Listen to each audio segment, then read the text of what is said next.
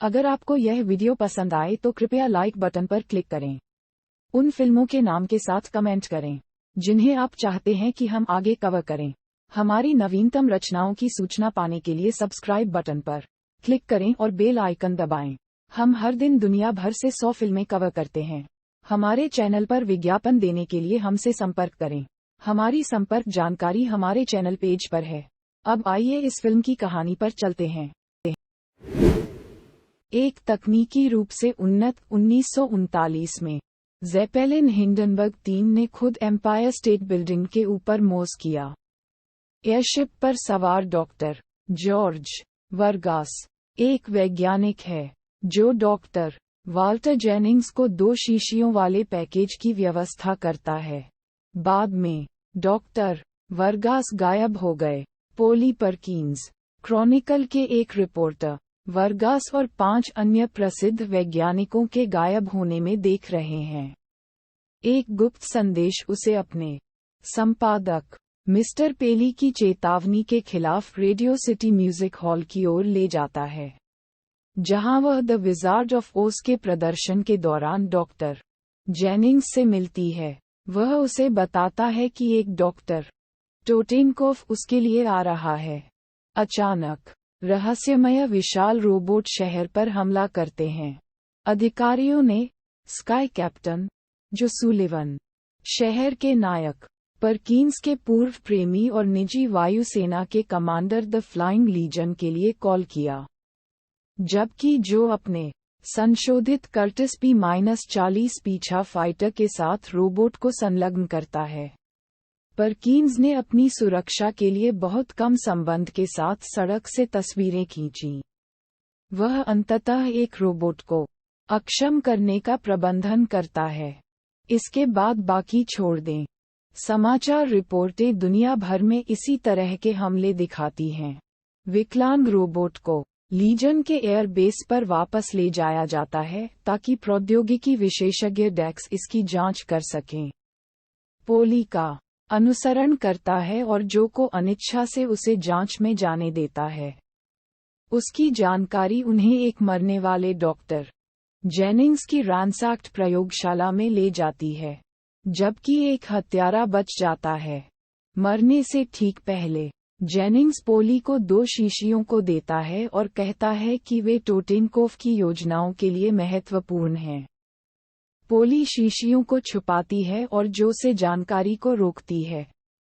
वे सेना के आधार पर लौटते हैं, इससे पहले कि यह स्क्वाड्रन ऑर्निथोप्टर ड्रोन के हमले के तहत आता है। डेक्स ड्रोन को नियंत्रित करने वाले सिग्नल की उत्पत्ति को ट्रैक करता है और इसे अपने कब्जे से पहले एक नक्शे पर नोट करता है। जो और पोली डेक्स का नक्शा ढूंढते हैं और नेपाल और फिर तिब्बत के लिए उड़ान भरते हैं, जहां वे एक परित्यक्त खनन आउटपोस्ट की खोज करते हैं और जो के पुराने दोस्त काजी से मिलते हैं। टोटेनकोफ के लिए काम करने वाले 2 मार्गदर्शिकाएं शीशियों को चालू करने के लिए पोली को बल देती हैं, जो कि डायनामाइट से भरे कमरे में जोड़ी को बंद करती हैं। जो और पोली कमरे में विस्फोट होने से ठीक पहले भागने का प्रबंधन करते हैं, उन्हें बेहोश कर देते हैं और पोली की अधिकांश फिल्म को नष्ट कर देते हैं। वे पौराणिक शानगरीला में एक साथ जागते हैं।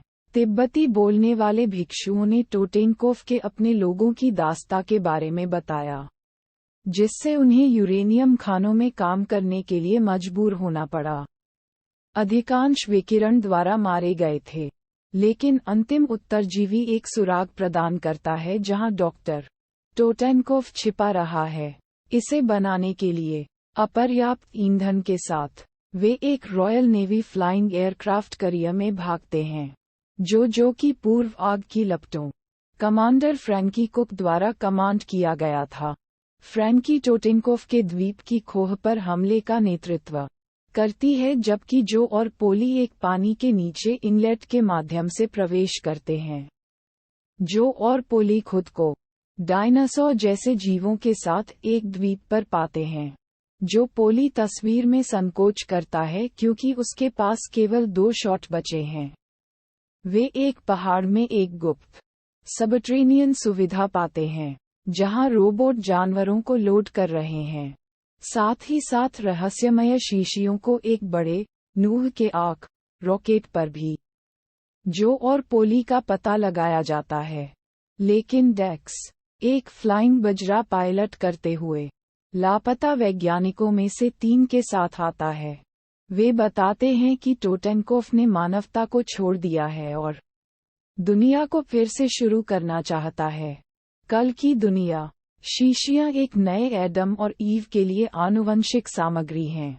यदि रॉकेट अंतरिक्ष में पहुंचता है, तो आफ्टर बर्नर्स वातावरण को प्रज्वलित करेंगे और पृथ्वी पर सभी को मार देंगे।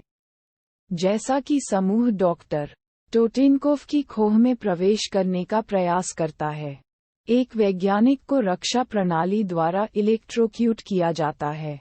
टोटेनकोफ का एक होलोग्राम दिखाई देता है, जो मानवता के लिए उनकी नफरत की बात करता है और इसे एक नई मास्टर दौड़ के रूप में पुनर्निर्माण करने की उनकी योजना है। डेक्स लायर के बचाव को अक्षम कर देता है और समूह ने टोटेनकोफ की ममीकृत लाश को उसके हाथ में क्लच किए गए कागज के एक स्क्रैप के साथ अंदर से पता चलता है। मुझे क्षमा करें, 20 साल पहले उनकी मृत्यु हो गई, लेकिन उनकी मशीनों ने उनकी योजना जारी रखी, जो ने अंदर से रॉकेट को तोड़फोड़ करने का फैसला किया, जबकि अन्य भागते हैं। पोली के साथ टैग करने की कोशिश करता है, लेकिन जो उसे चूमता है और फिर उसे बाहर दस्तक देता है। पोली को ठीक कर दिया गया है, जो कि एक महिला रोबोट डॉक्टर जेनिंग्स के हत्यारे से उसे बचाता है। जो और पोली फिर रॉकेट पर सवार हो गए। रॉकेट 100 किलोमीटर तक पहुंचने से पहले, जब इसका दूसरा चरण आग लगाने के लिए निर्धारित होता है और इस तरह पृथ्वी को उकसाता है, तो पोली एक आपातकालीन बटन को धक्का देती है जो सभी जानवरों को एस्केप पॉड्स में निकाल देता है, जो केवल एक ही हत्यारे रोबोट द्वारा बाधित होने के लिए रॉकेट को अक्षम करने की कोशिश करता है। वह अपने इलेक्ट्रिक हथियार के साथ रोबोट को झटका देता है और फिर रॉकेट को अक्षम करते हुए नियंत्रण पर इसका उपयोग करता है। जो और पोली रॉकेट के विस्फोट के रूप में खुद को बचाने के लिए अंतिम फली का उपयोग करते हैं। जो और पोली पशु फली को अपने भागने की फली के चारों ओर छपते हुए देखते हैं, जबकि कमांडर कुक ने उड़ने वाले विमान वाहक के एक समूह को उनकी ओर ले जाता है। पोली फिर पशु फली के बजाय, जो कि तस्वीर लेने के लिए अपने कैमरे पर आखिरी शॉट का उपयोग करती है, जो नोट करता है कि वह लेंस कैप को उतारना भूल गई थी।